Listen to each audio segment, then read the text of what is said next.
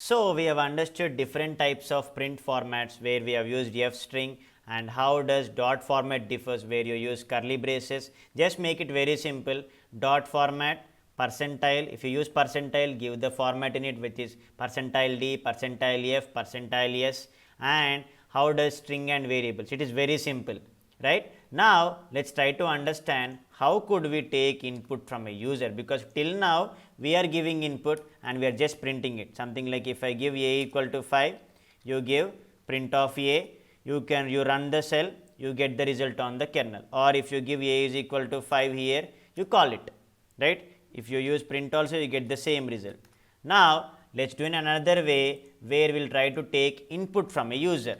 That's where you use input statements. So we use input built-in function, and we have int of, float of, and str of, where I would like to precisely make input from the user with it, right? So let's go for that. First let us take input of, see, it is telling always read a string from standard input. That means it will take input in the format of string only, but it can take in any format. Let me first prove it. Don't write anything within that. First give print of a, you will understand.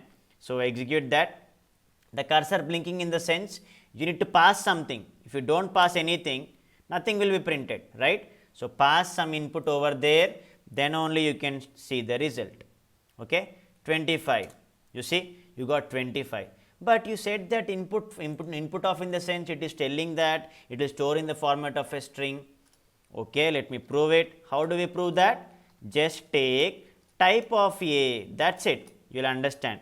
When you take type of a, you see the result. If I give 25, you see, there you go, that is class of str. Whether even you take from the console also, if you write anything, enter the input, so that you prompt the user to make it very better. Enter the input. You see cursor blinking over there, 26, and a is in quotation. There you go. So always make sure whenever you are using input, you can take anything, but when you try to add that thing with a number, you see now you face something different. I give 25, you expect 25, 26, see, it cannot concatenate, right? Yes. So that's where you get an error. So always make sure whenever you are using input of, that means you can take any input, but it will store in the format of string only. So generally, if I would like to take input from a user, so that he can enter any alphabet, so I want only first alphabet from that. Let's take that use case. Enter the characters. Okay, he can give any number, right?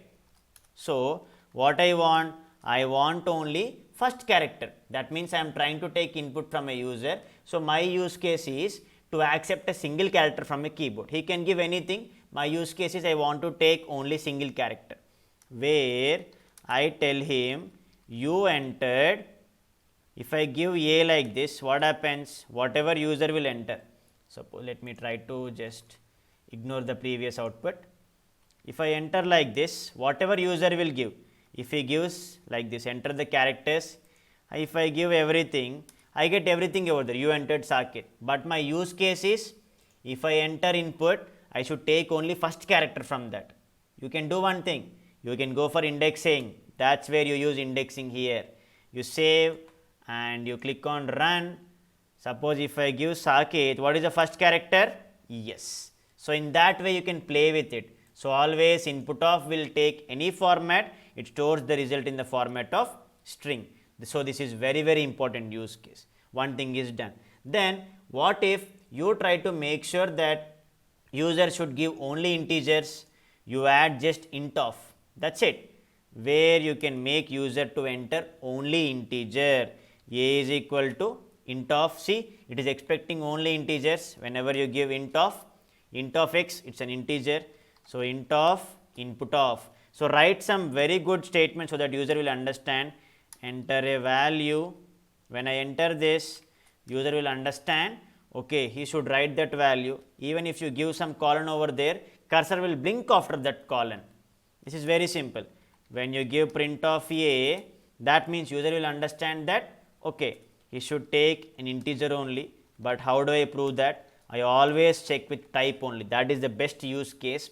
Check with only type. Okay. Now when we execute that, so if I give 25, you enter 20, so 25, and what is the type? It is integer.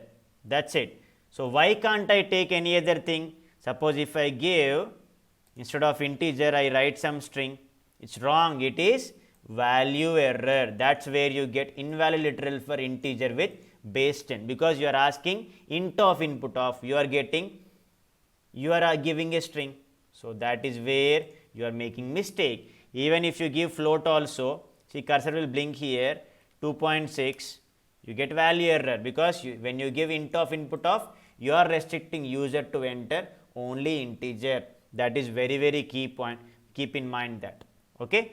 Then what if you give float, if you give integer, it should convert to float value. Yes, you have a use case where you can take float of.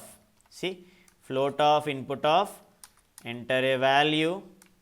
Okay. Now user can give integer or float, but it will convert to float only, because you are taking specifically float of. Okay. Now let me just comment all of them. That means user will enter anything, whether if I give anything, in the sense if I try to give string, no, it cannot convert string to float. You always get value error. So value error you get, you are writing syntactically correct, the value you are entering is wrong. So don't do that. Okay. So whenever you go for float of, you can give integer, it will convert to float value. It is very much simpler. Even if you give a float also, it will give you a float value, absolutely. So int of input of, float of input of, that is how you accept input from a user, which is very important. Okay. So this is how you have understood how to take single input, because if you try to take multiple input from a user, you need to write some comprehension technique involving for loop, where you will be understanding that part in control statement, because I don't want to make it more confusing. So if you try to take input from user, if you give like this, a is equal to int of input of, if you only know, if you want to take multiple inputs, you should write like this, but there is a pretty much easier way where you can take the comprehension technique, and you can also use some map methods, which we will be learning very soon. So you need not worry about that. So always make it very simple, and if you can give print of a plus b, that's it. That means you are asking user to enter value and you are calculating the sum of it. It's pretty easy, right? Because you are giving the logic as a plus b, right? So make it very simple. Enter a value 25, 26, 51. There you go. That is how you are taking input from a user and calculating the sum. So int of input of only integer, float of input of anything like integer or float, it stores in float value only. When you go for input of, you can take anything, but it stores only in string. This is very important when you understand the input statements, right? When you go for control statements, we will be understanding how to take multiple input from a user, where we will use split function, and how you use for and membership operators, we will be understanding it over there. But make it simple, int of input of only integer, float of input of float or integer, converting it into float value, always check type. So whenever you write input of, you are expecting user to enter something. That means even if you don't write anything here, if you write a is equal to input of, if it is empty, you write something, then only user will enter, right? Then only you get the result. You see result. When you give a, it is string. That is the reason I make it in the format of, so to make user to understand, we write something over there like enter a value or anything, and don't give like this. You see, it is invalid, because you should pass everything in quotations only. If it is out of quotations, it is wrong. Always check with that, check yourself, then only you will understand. Okay. Now a is a string. So that is how we have understood how we can give input in the format of, by taking int of input of or float of input of, str of input of also can be taken, because that's where you can understand how do you take input from a user. Okay. Basically str of input of is not needed because generally it gives the same thing.